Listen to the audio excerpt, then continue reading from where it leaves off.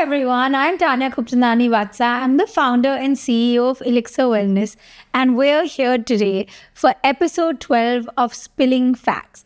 Our topic today is how to literally get fitter with Sid Singh of Liga, Train Like a Pro, and Get Fit with Sid.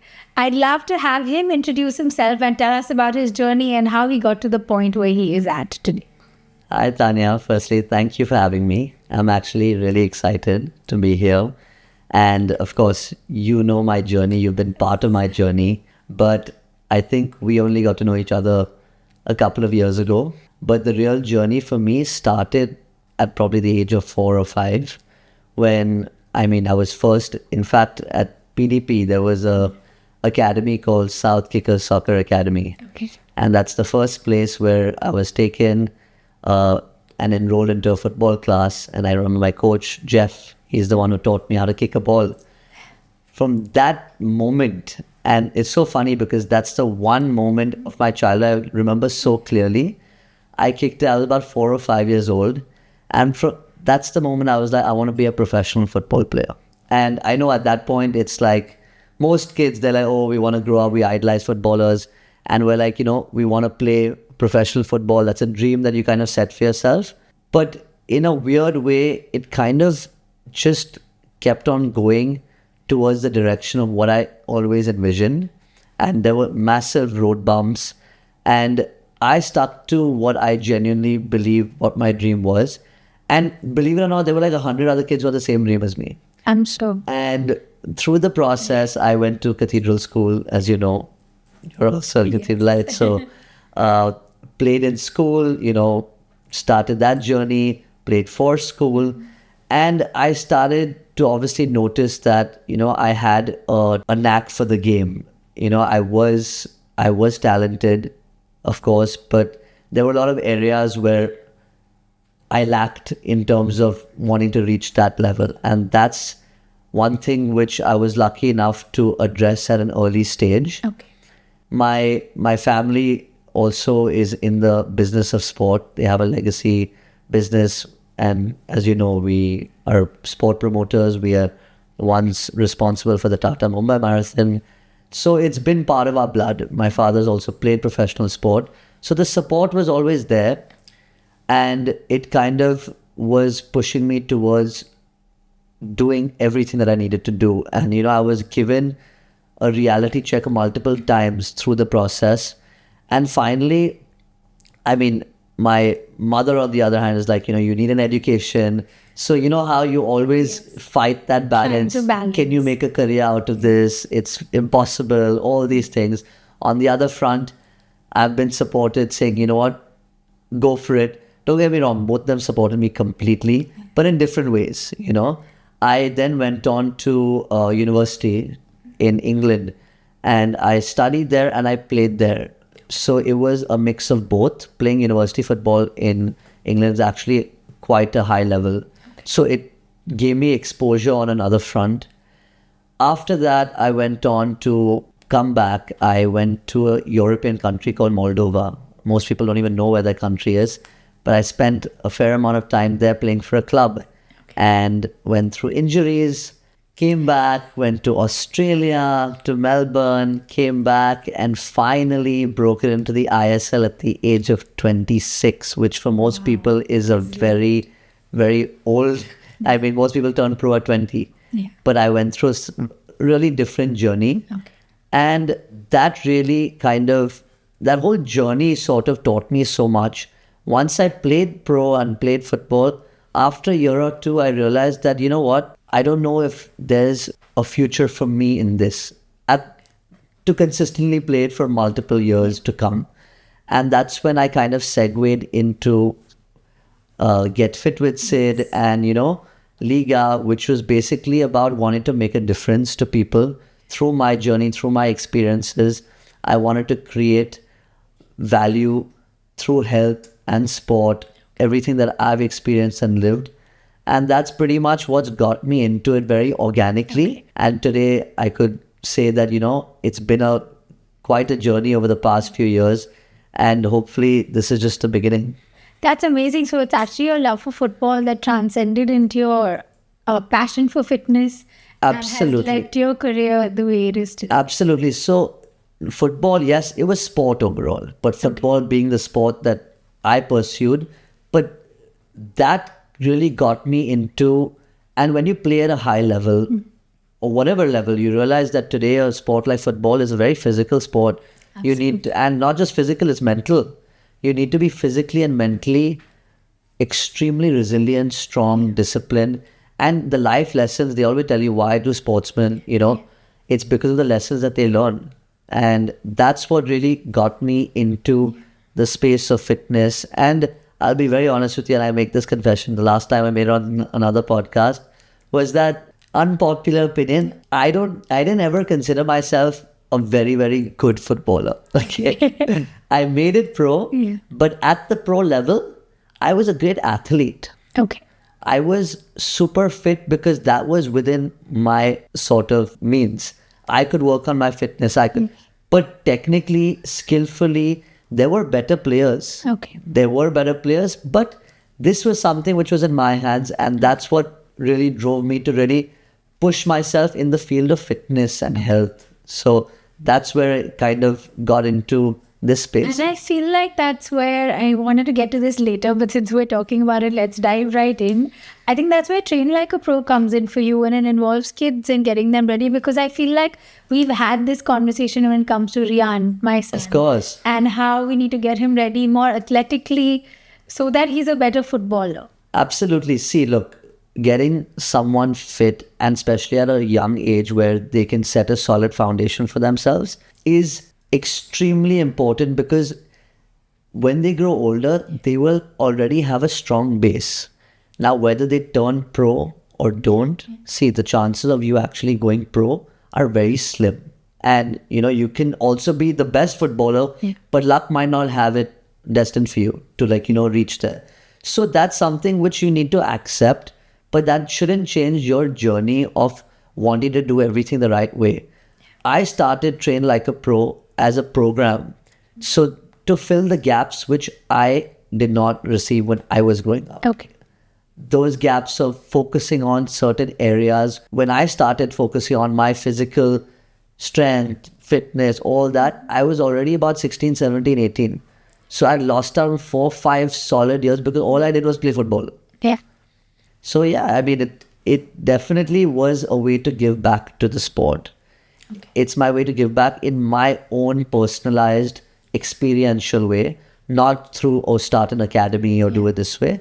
It was to do it, let's understand really what the issues are for footballers. Okay. Why aren't they making it? What are they lacking? And can we address those areas so that they have the best chance? And even if they don't make it, they're going to come out fitter, stronger, better, and just overall athletes with a higher level of confidence on all fronts. For sure. So how important is sport as a means to fitness and motivation for kids? So I feel sport in general is, so my dad says this, it's a quote which I actually live by. He says, sport is the university of life. He said, the syllabus is simple, but the degree is invaluable. And I think that's a quote which always resonates with me. Okay. And the reason being, because I can tell you today, I've studied, I've gone abroad, I've done my undergraduate degree in University of Nottingham. What I've learned through sport and the journey has definitely been for me more valuable than any academic degree that I've got. And I think that for kids, because kids also, one, have the freedom to play. Yeah. As an adult, you have responsibility of things. Today, we know the value of how fun a tennis game or a football match can be. If you can get off work just to go play. You're a kid again. At that age, that's all they do. And through that, they're building a healthier lifestyle. They're learning to work with others. They're learning the art of discipline. They're learning the art of being success, failure, being mentally resilient, getting back up. Every life lesson that you kind of want to teach them, you're learning through. And I use that as the medium to get them going. And instead of saying, come, just do fitness, it's good for you, I say play a sport, and through the sport, build your love for fitness and health, which happened with me. Which is perfect. Which is the way I think it should be. So, I mean, that's perfect. And honestly, that's why I've handed my kids over literally for you to train them. So, jumping to fat He's loss. going to become a champion. Fingers crossed, just because he's so obsessed. But I see that ability to be more resilient, to deal with competition more. I feel like it's made him more competitive academically as well. So he's more willing to study because he wants to be done. He wants that time for football. He'll finish training, he'll come home beat, and he'll see me in the gym and be like, can I get on the treadmill next to you? You know, so that motivation stuff is now intrinsic, which has happened over time. It wasn't always there. It's so good to hear. So jumping to fat loss, because I know this is one of the questions you probably get most commonly, and we do as well.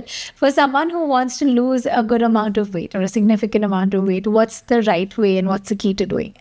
So, I mean, like you said, this is probably the one thing everyone in the world just wants the answers to, and it's the most simple answer, right? The truth is, the only way to lose weight is to be in a calorie deficit. And everyone actually knows that. And what does that mean? That means you consume less than you burn. So at the end of the day, your expenditure needs to be more than your consumption. And of course, being in a calorie deficit is the premise of this. However, what are those calories made up of, right? If you ask me, you need to replace the processed foods that are over there with unprocessed whole foods because they're nutrient rich, right? They're the ones that actually are going to contribute to keeping you full, healthy in fewer amount of calories. While opposed to processed foods are going to what you would call empty calories, right? It's effectively that. And you can't avoid some of it in the lifestyles that we lead and stuff like that. But try your best to do this. Second thing, drink water, sleep well. People underestimate the importance of all this. Absolutely. If you're talking about foods, have foods which are rich in fiber. Why? Because they will keep you full for a while. There are certain hacks which don't basically, it's actually very simple. It's just hard to execute. Yeah. Everyone knows, and I said, everyone knows what to do. Yeah. In fact, my job is actually very easy. The hard part is to get you to do it in a way which works for you. Yeah. That's the real challenge. So to eat healthy, choiced foods, sleep well, drink enough water, hydrate, obviously work out because being active keeps you going. Apart from just burning calories while you're working out, it improves your metabolism. It overall puts your body in a place to burn fat. Yeah. And that's what you really want. And I believe muscle now is the key to longevity. Of course. Now, they say muscle is literally inversely proportional to chronic disease. And it's proven. So many studies have basically shown it. You end up, so normally speaking, your mass gains till it peaks at about 30, 35 and then starts kind of plateauing and then dipping. Yeah. So towards the ages of 60, 65, your muscle mass is decreasing. That's why strength training is so important. Absolutely. So people are they look at me like, you're a footballer, you only do cardio. I'm like, no. In fact, my thought process is a well-rounded thought process. Of course, cardio is extremely important as well, but strength training has certain properties which you can't replace. And having good amount of muscle mass is the key to longevity. So strength training versus cardio, how do you normally help a client come to the conclusion of what to do when and what's the mix? So my philosophy is, that's where I bring in, again, being a sportsman, right? It's training like an athlete, training like a sportsman. Why? Because as a sportsman, you need to cover everything from strength training to cardiovascular training. More than that, I promote mobility. I promote so many other areas, and I don't believe there's one formula. And I definitely don't believe that cardio is better than strength. I feel each of it has its own place. Okay. You need to be able to do 2 to 3 sessions of strength training a week.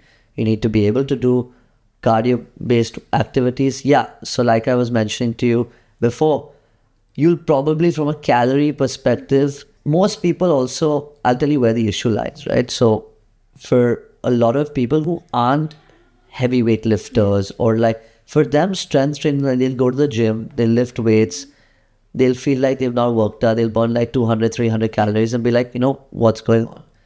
While opposed to if you tell them go on to doing a cardiovascular workout, like a sport, they'll end up burning 500, 600 calories. Now they look at the Apple Watch and say, this is better than that, which is what we just spoke about. What we just spoke about. But the truth is, each has its own place. The cardiovascular workout will probably, for someone like you, burn more calories in the moment. Yeah. Right? HI, good for your fat loss, all that. But your strength training will help increase and improve your metabolism of your body. Okay. It'll help improve muscle mass. You'll be burning calories through the day if you strength train right. So there are many things. So I think that this is a debate which people always, but each of it is as a floating. Like now, the more I'm listening, and I listen to a lot of podcasts on health and wellness, I think it is shifting. The understanding is shifting to muscle mass, burning a lot more fat while you're not working out and you're outside of the gym as well. So I think, and maybe because I'm listening to things for people my age, so it's all longevity and about preventing injury when you're older and stuff, I think, at least what I'm hearing, there is a shift towards an understanding of resistance or strength. Absolutely. And it is there. See, for someone like me, we always knew it. Now just the information is coming out through different podcasts and through people like actually doing research on what is important. And information today is so accessible. Absolutely. Right? We're doing a podcast here. Like, people are going to listen. And again, at the end of the day, it's information for them. Yeah. How they choose to use it is based on them. Absolutely. So how do you stay motivated and how do you keep people motivated when they hit a plateau? This is actually, so everyone asks this, it's not about motivation. It's about discipline. Okay. Right? I actually put a post up the other day. I've had days where I can't move. Like everyone's had those days. They're like, everyone sees my stories. They're like, say, how are you always doing this? I'm like, I'm normal. I'm exactly like a lot of people. The only thing what I do is I've done this for so long that I set a system with myself. I make a deal with myself. Yeah. And for me, that deal is the most important. I can't break it. So how do I stay motivated? Motivation has nothing to do with it. Okay. It's how do I stay disciplined? So whether I'm motivated or not, I still have to do what I signed up for and what I chose or agreed to at the start. I plan my week. I say this is what I need to complete. Yeah. If I don't do it, I psych myself out that I'm a failure. So it's kind of like a weird thing that I've developed over the years. Okay. But it's my way to set your own goals. Yeah, set your own goals. Everyone needs to find what ticks them, and they need to set it for themselves, because how much ever I can motivate people, my job, yes, is to motivate, but it's also to set a structure where you can stay disciplined. Okay. And the motivation helps keep that discipline easier. So this brings up something that I have seen you do, which I think if I hadn't seen it with my own eyes, I wouldn't have believed it. But I've seen you overcome an injury recently while working out pretty much through it. Like those videos are really hard to believe, but I've seen you like flying off the push-up bar stuff with your knee in a plaster. So let's talk about what you've gone through recently, which is injury and injury recovery, and how you stayed fit, healthy, and kept people motivated through it. In fact, 6-7 months ago, up until then, I've actually never, touch wood, experienced a really bad injury. Of course, you'll have niggles, you'll have twists, pulls, all that is fine because that's part of the process. But I've never really gone through something which has required me to go through a serious surgical procedure. I was playing a season, although I'm not playing professionally now on the national stage.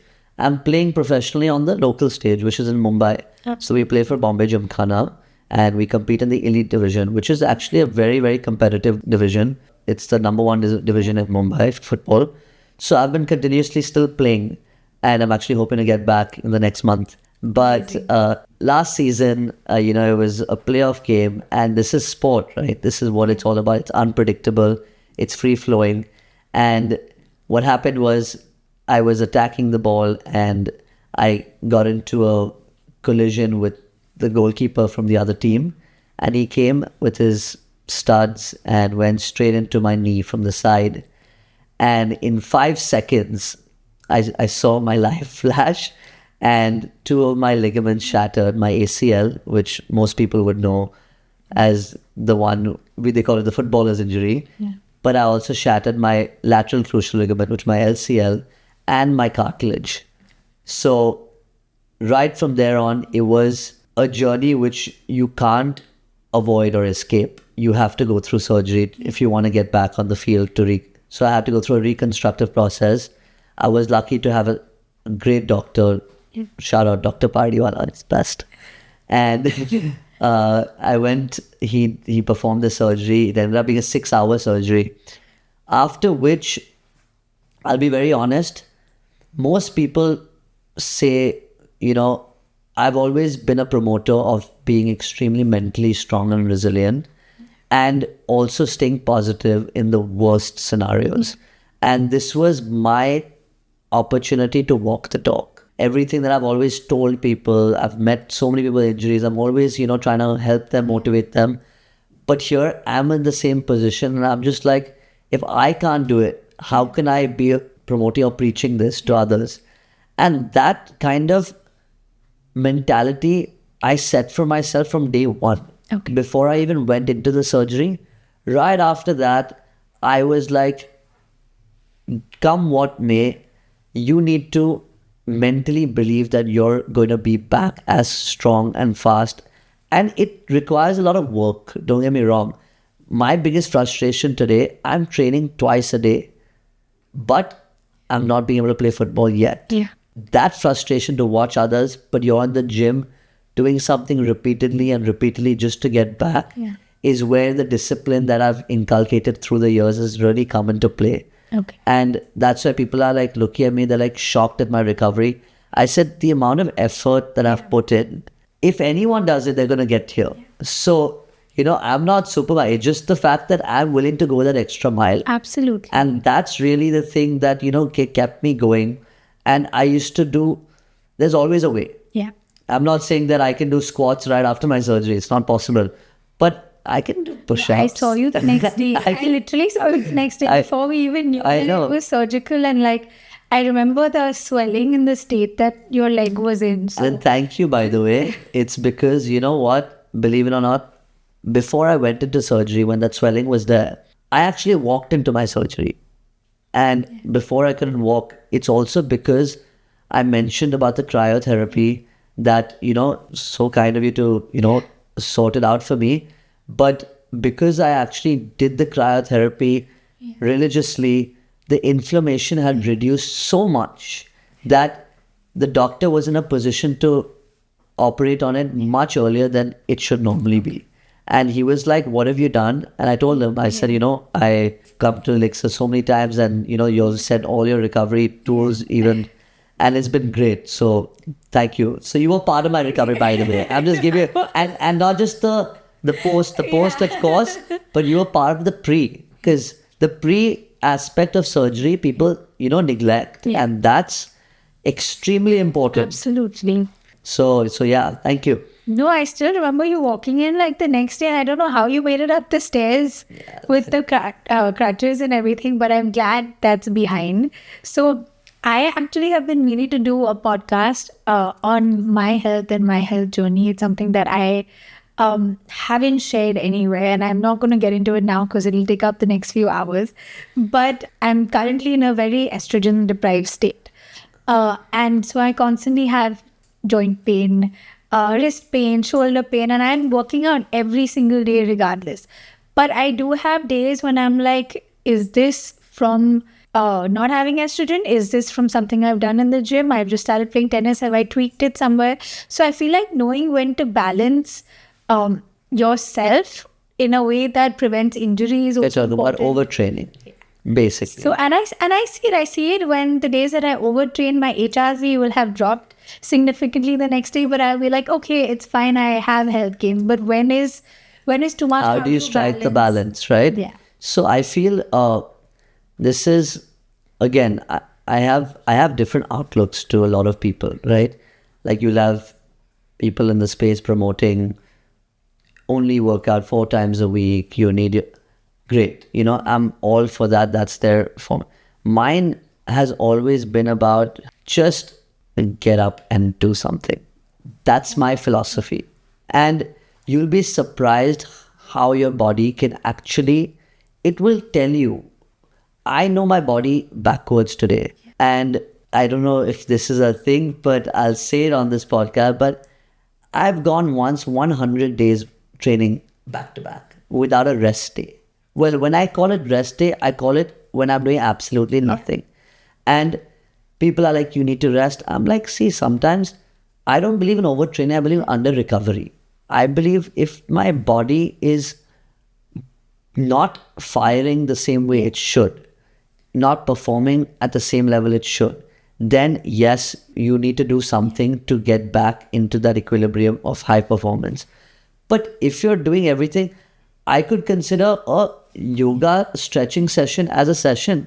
Like, that doesn't necessarily mean my heart rate's off the roof or like I'm doing, it could be purely something that I'm doing for myself to help my gains, not just muscularly, not just cardiovascularly, but overall. So that's the way I approach it. And I feel everyone knows their boundaries, their limits. Like I said, right now you're getting into sport again. Yeah. It's a new stimulus to your life.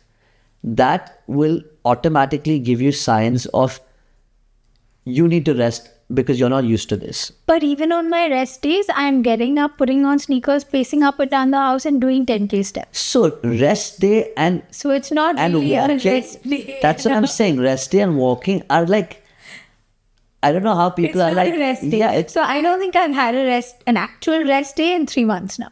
Like not even. But listen, as long as you're waking up the next day stronger, feeling, most people, what happens is their mental sort of battery dies. Yeah. And when that dies, your physical battery is dead. So they give up here first and then they give up in their body. So I've never done this before, but what I do now is I take the Normatec home with me every night. I bring it back in the morning. See, you're also lucky. Yeah, given that you have the best recovery tools in the business So at your doorstep. So the Normatec, I bought my own hypervolt gun because I can't keep taking That's good. this thing. So these two happen like daily for me. On Sundays, I'm getting into the sauna and I feel like a new person the next day. Absolutely. So, I mean, are there sports recovery tools that you use? What are the ones that help you sort of feel recharged? So I'll tell you this. Up until a couple of years ago, this entire concept of recovery tools per se was not a thing, right? I'm an old school person, but I love the new age tech. Yeah. Obviously, right? It's a cheat code. Absolutely. In every sense of the word. And why would I not do a cheat code which will help my performance in the best way? You asked me what my favorite recovery tool is. Well, cryotherapy, 100%. So I've played in the ISL, as you know. Over there, we used to have our ice baths. And I think now ice baths are also becoming, I feel like with this cryotherapy sort of craze and wave that's come, people have understood the importance of cold plungers, ice baths, and now suddenly it's becoming a sort of wave across not just the city, but across the country. And this is something which we've already adopted as athletes. Today, it's the normal, active mindset, sportsman, consumer, amateur who uses this because they realize the value of it. So yes, cryotherapy for sure is my number one. Your Normatec pants and, your compression therapy. But I'm still the old school fan of a deep tissue massage. I love that because and you've done the one here. I know. I've done the one here. It's like really flipped you over like a pancake. You have to just enjoy the pain, but it's so worth it. So Rian does it every Friday now. Really? Yeah, post you doing it and Cyrus recommending it and Tushar, like your coach is telling him he's got a fixed date on Friday evenings where. But that's good. So there we go. I mean, he's starting young. That's the whole point, right? Of course, he takes my gun and then it's out of battery as well when it's needed. But so I'm just seeing the two. It's awesome. So where does mental health play a role when you're talking about health and fitness? I know this is an important part of it. When you have mental health, how do you refer to it? Like, are you talking about being in a certain mentality to motivate yourself? Are you talking about depression? What are you talking about? So I'm not talking about clinical mental health, but I feel like the state of mind that a person is in to get them into a shape or in a position where they're taking care of their health and fitness. So I'll tell you this, right? Whenever a client sort of comes to my company and says, you know what, we need a change. Yeah. So at that point of time, I try to understand who they are, what makes them tick, what makes them not tick. And my program is, the reason I'm talking about it is because it's actually answering your question. It's basically understanding what headspace they're in. Because I can't get them to do anything physically if I don't get them to buy in mentally. Absolutely. So my mental sales pitch is first to listen. Are you in? Do you want to do this? If you don't, the door's there. Don't waste your time. Don't waste mine. But if you want to do this, I will ensure we will succeed through all the mental barriers that you're going to face. I've been through them at the highest of levels. Okay. And I know it's not easy. And I say it, people are like, oh, you get these things, you lose weight, it's so easy. No, what's easy is, if today it's easy for me because I've mentally surpassed the idea that this is hard. I do it because it's a lifestyle for me. Yeah. My job is to get them to make it a lifestyle, get them to enjoy the process. Okay. Then when you mentally are happy with living a certain way, that's when the real benefits will start to come. Okay. So does it have a role? It's the most and only thing that I would focus on. Okay. Everything else is secondary. So how important is building a community when it comes to getting people to stay on track with their fitness, and how do you usually do this? So when I started, today it's Liga, but originally it was called Get Fit with Sid, right? It was a passion project. And the idea was, after playing professional football, I came back and I said, what can I do to make a difference in the society that I live in? I didn't think it's going to grow this much. I'll be honest. It was more just to sort of give back, because I realized I've been lucky enough to be exposed to the best of the best, played in 3 different countries under the greatest of coaches, got exposure all over. I've brought what I've learned through that experience and applied it over here to tell people that, listen, you all need to make a difference, make a change in your life. The best way to do that, I realize, especially in a city like Bombay, is to do it through a community.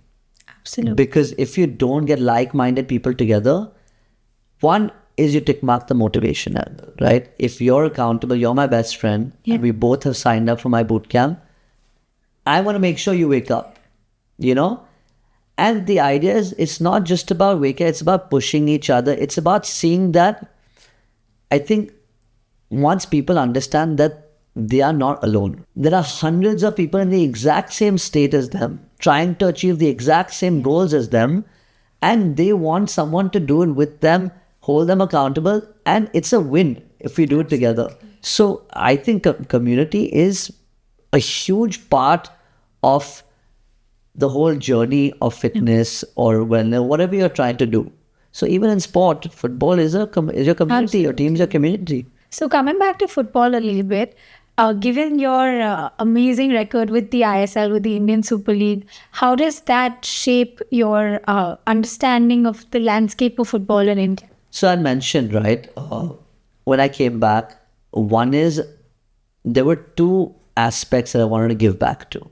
The first aspect was the lifestyle, health, fitness, community, sort of getting people to be healthier, fitter, look better, whatever I feel like getting them to reach their potential on whatever level, even just if they're struggling at work, if their energy levels are low, from an overall health and wellness perspective. That's for the older community, if you ask me. The younger community is where between you and me, that's where my passion is. Absolutely, right? I can see that. I relate to the boys. I relate to the girls. I'm like, I was there. I know this. Yeah. This is me. And let me give you something that I didn't have and I learned through I'm giving you 5 years of your life, which information which you would only build if you reach a certain level at a certain age. I'm trying to bring it in here. So I launched my sport vertical, and it was called Train Like a Pro. It's very simple. I mean, it just basically, the name tells you what it's like. And the idea was I wanted to treat these young kids as champions and professionals from day one. How do you do that? Yeah. You do that by creating a personalized, bespoke approach to their entire sporting journey. Okay. And that's what I try to do for Rian. And that's where the coaches that I've onboarded, there's a certain system curriculum that we've built, which I feel is going to be the difference between these type of kids and the kids who are just going the regular way. And there are parents who are happy to, go this journey because they know the value that's there is significant. Given 4 or 5 years of this, you're going to be so far ahead of your competition. Why? Because you've put in the hard work. I focus on motivating them to eat and develop healthy habits from the beginning. Absolutely. I started at like 14. I used to eat whatever, however, but I know that I could have been a much better player than I was. Yeah. And if I had followed all this, so why not come back, give back, and do things my way? This is my way. Like what I would do, I'm just sharing it with as many kids as possible, putting it out there. And as you know, we've also taken over the Ascend football program. So we want to do it in a way which we change the landscape of how football is coached in this. I'm not getting into the academy system as of now. I'm supplementing it. Okay. So that's the difference. So coming back to, and actually I think this is our last question because we've covered a lot. Coming back to weight loss for everyone, there's a lot of chatter now about step count versus strain versus the metrics that you should be looking at. What is the right metric to look at? And when it comes to step count, is it healthier to be walking through the day or is it better to do it all at once? When you mean metric, I'm assuming you're talking about all the digital devices that are there. Absolutely. Available. I have an Apple Watch here, but believe it or not, Ultra Human Ring, Whoop, and CGS. so I've done it all. I've had the Whoop, I've had the Apple Watch, the Garmin, the Fitbit, of course. But if you ask me, I'm an old school soul, right? For me, yes, it's important to have information specifically when it comes to certain vitals, which you want to keep in check, those them. But I think it dependent on person to person, right? So there are people who are OCD about this, right? There are people like a Whoop gives you your recovery and your strain. It can also work against you at some level if you're say someone who's so paranoid. Now you I was walk reading about this yesterday that there are people who are so paranoid that they wake up, the first thing they do is check their sleep score and that determines how long, everything, right? which is again working in reverse. That's exactly where I'm just like, you know what? It's a catch-22. I'm not saying information is great. Data is awesome. Like, you got to use it to your benefit. But sometimes it's not always that easy. You wake up, you see this, and then you realize, oh, because of this, it's an excuse for me not to work out. Yes, at some level. No, it's not. It's an excuse for you to know what type of routine you do. So you need to also know how to adapt it. That's why, personally, I feel like, yes, it's great for you, but you shouldn't get addicted or attached to anything of these sorts. What you do need to do is how you feel, how you look. So there are ways and metrics in which I judge progress. Okay. So one is when a client comes to me, I'll be honest, it's the vanity, right? You look at yourself in a mirror, that will put you in a mental state of either happiness, sadness, depression, motivation, whatever it is, right? But it's you looking at yourself, and that's what you do on a daily basis. You wake up, you look at yourself in the mirror, you're happy or you're sad. Now, that's something which I also address when you come as a client. The second thing that I like to address is the stat side of it. Your weight, your BMI, what's your ratio, how much muscle mass do you have, how much fat percentage you have. These are basic body composition sort of metrics which are important. Yeah. Obviously, if your body fat is at a high level, it needs to be reduced, right? Your weight is a combination of many things. It's not just your fat or your muscle, it's your bones, your water, it's many things, right? So I like to keep that as well as a metric which you go by. Second is, the third is the performance metric. And that for me is the most important. How are you feeling? How are your energy levels at work? How are you performing in the gym? How are you performing on the field? Are you lifting heavier? Yeah. Where have you come from X to Y? Automatically, you know if you've gone from 20 kilos to 25 kilos of lifting, you are stronger today. Your muscles are firing hard. Like the quality of muscle is better. So that being said, these are the three areas which I like to cover from a metric perspective, right? Now, you can get your Fitbits or your Apple Watches to track all that, to get you there. When you talk about, you mentioned, is walking all at once good or walking through the day? Yeah. I don't think most people have the luxury to walk through the day because of their work. What are the goals? But I still feel like, and I've always thought that, like, it's impossible. How is it? How can you do it? But now what I do is, if I'm on a call, I get up and I pace. Yes. So at least that, like... But now you've done it through understanding the power of all this, right? And people, like I said, once they buy into the process, then all of this is easy. But now, look, a 6,000, 7,000 step walk in the evening, for most people, it's a workout.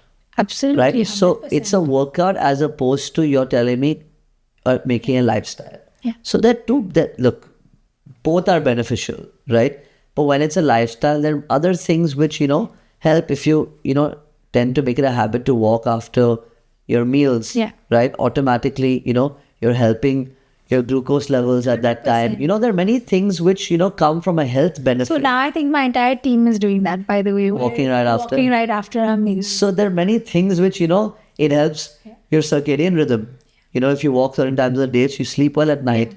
So there are many things which you actually put together. Now, some people after a long day of work, they'll need 2-3 cups of coffee just to go for a walk.